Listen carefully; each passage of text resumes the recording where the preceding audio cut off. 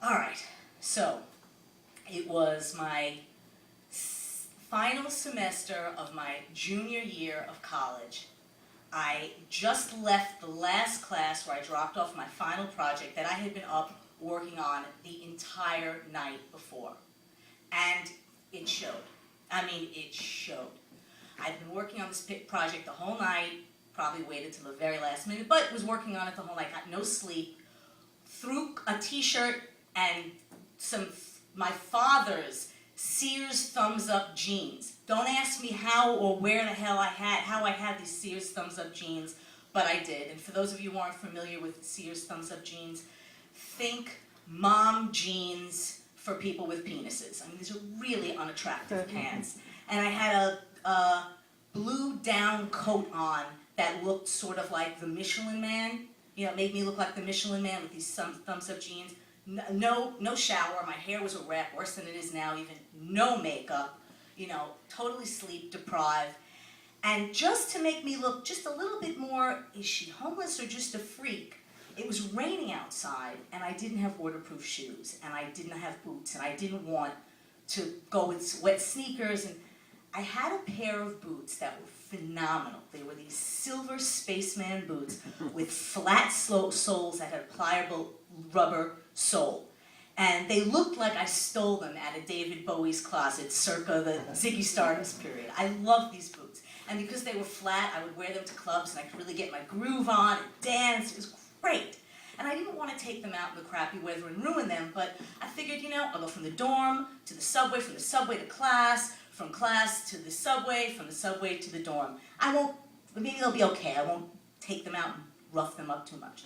So I left class and now I'm waiting for the train and it was miserable and gray and rainy outside and it kind of matched Times Square at the time. I mean, I know a lot of people love to wax nostalgic about the golden era of Times Square. When I was there, it was shit. It was filthy, it was just porn garbage and homeless people. It was so depressing.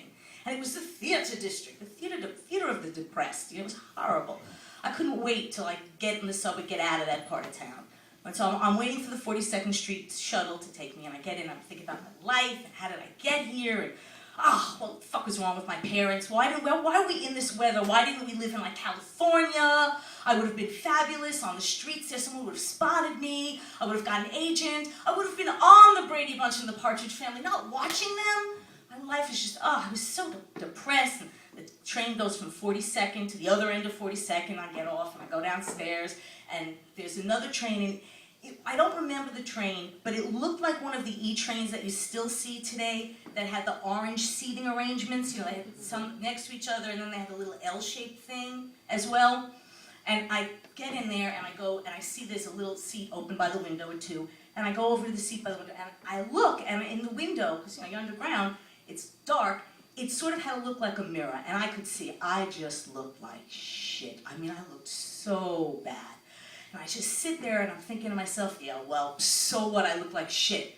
You know, it's not like I'm in LA and I'm gonna run into anyone famous. This is New York. There's no television or anything going on around here. And back then in the time, that was pretty much true. There were a bunch of soap operas, but other than that, there really wasn't that much going on in New York at that time. So I'm thinking, yeah, you're not going to see anybody famous or anything. No sooner had the thought left my mind. I swear to whoever you believe in, I swear, into my train, my subway car, in walks Cass Winthrop! Cass Winthrop! Cass Winthrop's in my train! I cannot believe this. Now, for those of you who are like, who the fuck is this? Back in the day, there was a TV show, a soap opera on NBC called Another World, and it filmed in Brooklyn.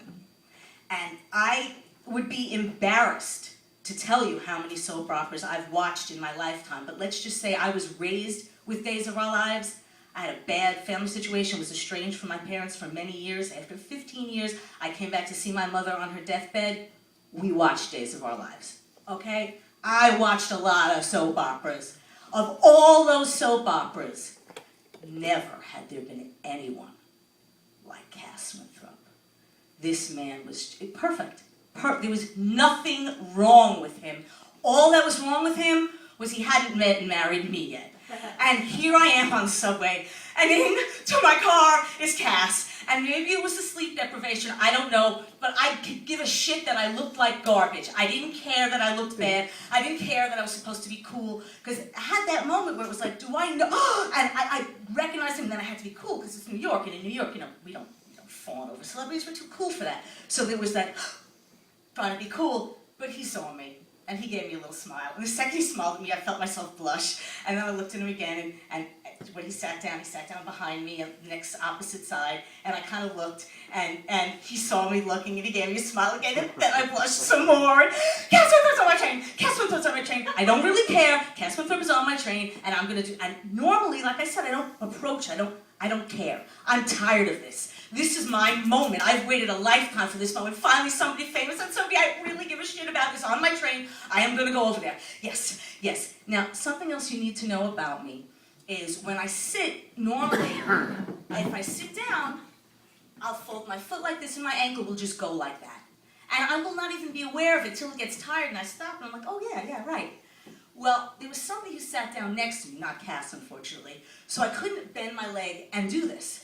So, and with all the nervous energy rushing inside my person, I sat on the subway, and in that model of subway car, on the side there's a ledge, a little metal ledge above that maybe is ventilation, I don't know, it's below the window but above the floor, it sticks out, it's elevated.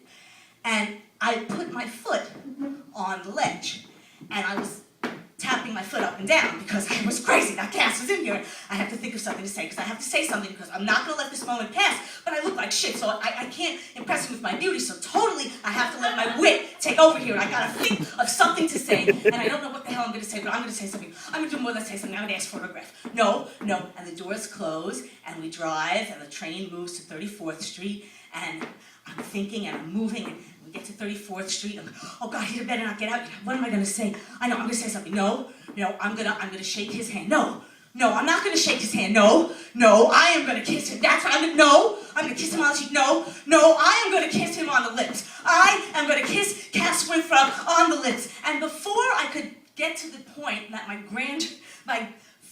grandiose fantasy would get to where, and I am going to reenact the Rebecca De Mornay and Tom Cruise scene from Risky Business right here on this train with Cass Winthrop. Before I can get to that level, my foot every now and then would slide off the ledge, but I just pick it up and keep the banging because I was nervous. I was so nervous. And one time, before I got to, right after, I'm going to kiss him on the lips in my mind, and the train's pulling into 34th Street, suddenly, my foot slips, and when it slips, it made a noise that went a little something like this. So loud.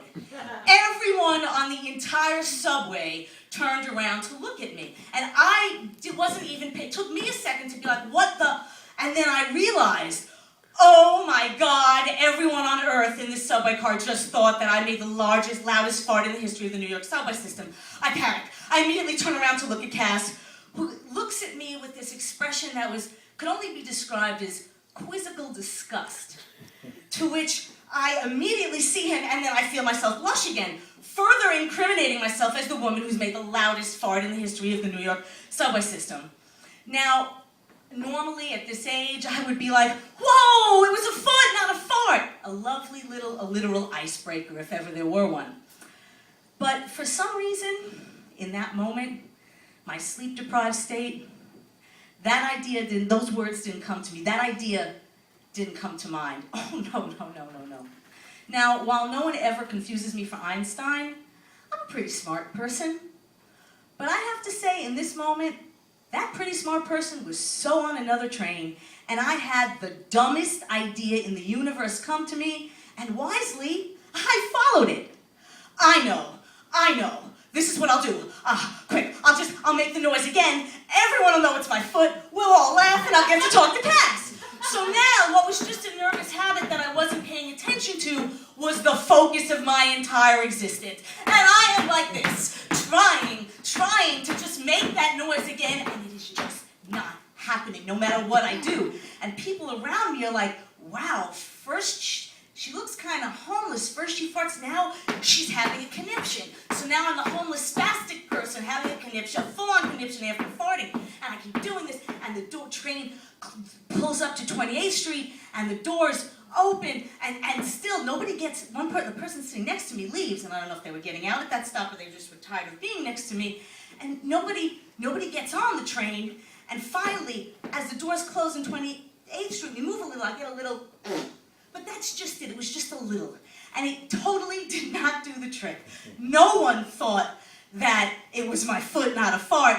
Everyone thought the spastic woman having a conniption has more gas. And of course, I immediately looked over to look at Cass, who immediately looked at me, and I will never, for the life of me, forget the look on his face. It was this expression that was an amalgam of disgust, revulsion, and self-pity, the likes of which I've never seen before or since.